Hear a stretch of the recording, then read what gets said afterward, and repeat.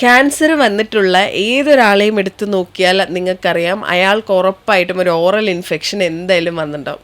അയാളുടെ വായിൽ എന്തെങ്കിലും പ്രശ്നം ഉണ്ടാവും. ഇന്ന് ഞാൻ കഴിഞ്ഞ ദിവസം ഒരു ഡോക്ടർ തന്നെ ഇരുന്ന് ഇങ്ങനെ സംസാരിക്കുന്നത് കേട്ടതാണ്. അത് ശരിയാണ്. ഈ ഓറൽ ഇൻഫെക്ഷൻ ആൻഡ് ക്യാൻസർ അതിനൊരു കണക്ഷൻ ഉണ്ട്. Oral infection root canal treatment ചെയ്യുന്നത് റൂട്ട് കനാൽ ട്രീറ്റ്മെന്റ് ഒരു ഭയങ്കര പ്രശ്നമാണ്. ആലോചിക്കുന്ന ഒരു 10 ഒരു 9 പേരും അത് ചെയ്തിട്ടുണ്ടാവും. അവരുടെ അവസ്ഥയാണ്. അതൊന്നും ഒരു രീതിയിലും ക്യാൻസർ സാധ്യത വർദ്ധിപ്പിക്കുന്നില്ല.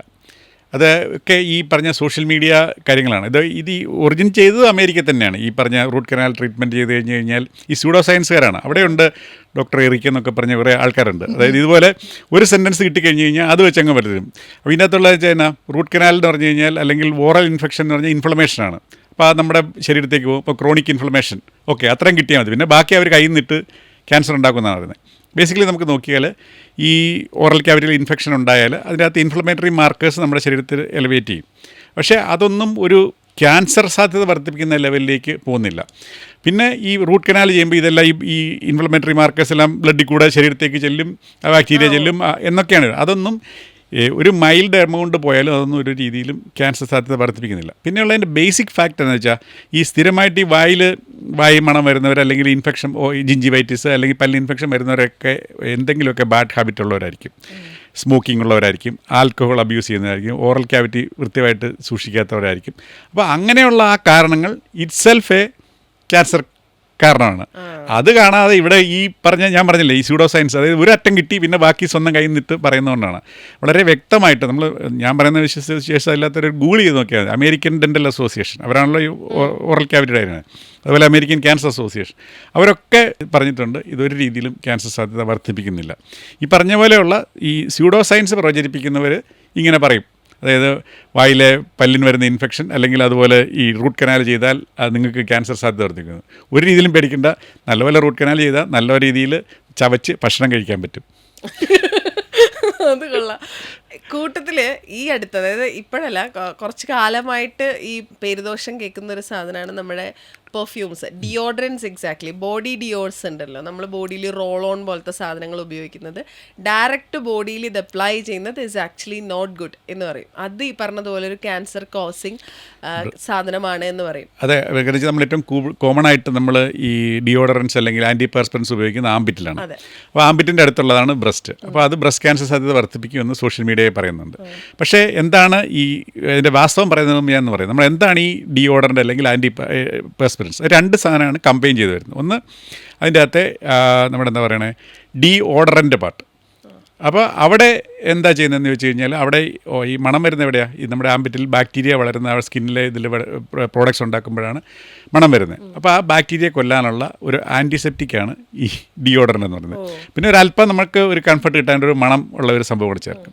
പിന്നെ ഉള്ളത് ഇതിൻ്റെ കൂട്ടത്തിലുള്ള ആൻറ്റി പെർസ്പിറൻസ് അല്ലെങ്കിൽ വിയർപ്പ് നാശിനി എന്ന് പറയും. അതെന്താ ചെയ്യുന്നത്? അത് ചിലതരം അലൂമിനിയം പ്രോഡക്ട്സ് ആണ്. അത് അവിടെ പോയിട്ട് ഈ വിയർപ്പ് ഗ്രന്ഥികളെ താൽക്കാലികമായിട്ട് അടച്ചു കളയും. അപ്പോൾ നമ്മുടെ എമൗണ്ട് ഓഫ് വിയർപ്പ് കുറയും.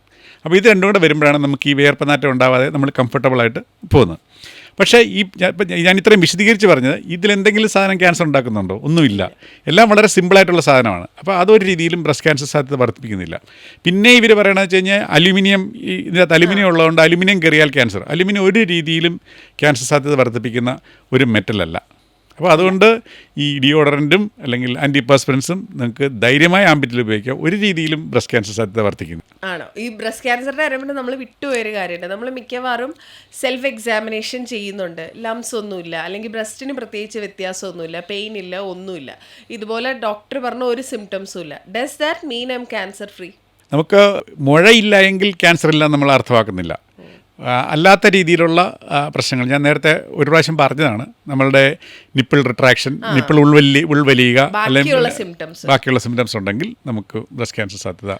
അപ്പോൾ ഈ പറഞ്ഞ മാതിരി ഈ പറഞ്ഞ ഒരു സിംറ്റംസും ഇല്ല, ലംസും ഇല്ല, they are completely normal. Still ഒരു 40 വയസ്സിന് ശേഷം മാമോഗ്രാം ചെയ്യണം.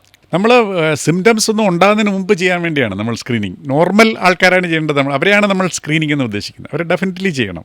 ഈ പറഞ്ഞതുപോലെ ഇത്രയൊക്കെ നമ്മൾ പറഞ്ഞാലും ഇപ്പോഴും എന്തെങ്കിലും സംശയം തോന്നിയാലും പ്രയോറിറ്റീസ് മാറ്റി വയ്ക്കുന്ന അമ്മമാർ ചിലപ്പോൾ കാണുന്നുണ്ടാവും, അല്ലെങ്കിൽ പേടി കൊണ്ട് വരാത്ത ആളുകളുണ്ടാവും, നാണക്കേട് കൊണ്ട്. എന്താ അവരോടൊക്കെ പറയാനുള്ളത് ഡോക്ടർക്ക്? Breast cancer is if detected is curable.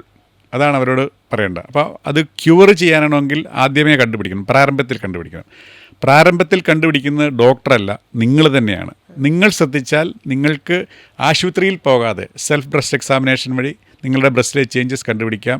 അതുവഴി സംശയമുള്ളപ്പോൾ, അല്ലെങ്കിൽ 40 വയസ്സ് കഴിഞ്ഞവരാണെങ്കിൽ ഇയർലി ഒരു മാമോഗ്രാം ചെയ്താലും ബ്രസ്റ്റിൽ ലംബ് ഉണ്ടാകുന്നതിന് മുമ്പ് അല്ലെങ്കിൽ എന്തെങ്കിലും സിംറ്റം ഉണ്ടാകുന്നതിന് മുമ്പ് നിങ്ങൾക്ക് ബ്രസ്റ്റ് ക്യാൻസർ കണ്ടുപിടിക്കാം.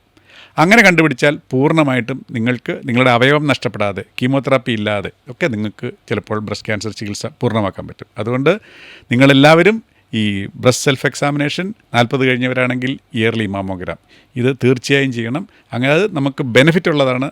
അതാണ് നമ്മുടെ ഈ പിങ്ക് മന്തിൻ്റെ ആ ഒരു മെസ്സേജ് നമ്മളുടെ സമൂഹത്തിൽ ആർക്കെങ്കിലും ഒരാൾക്കെങ്കിലും കിട്ടിയാൽ നമ്മുടെ ഈ പിങ്ക് മന്തിൻ്റെ സെലിബ്രേഷൻ അർത്ഥവത്തായി എന്ന് പറയാം.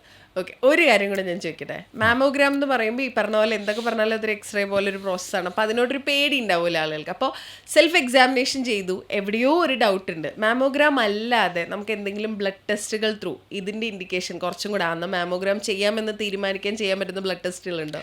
ബ്രസ്റ്റ് ക്യാൻസറിനെ സംബന്ധിച്ചോളം നമുക്ക് ബ്ലഡ് ടെസ്റ്റുകൾ വഴി നമുക്കത് ഡിറ്റക്ട് ചെയ്യാൻ പറ്റില്ല.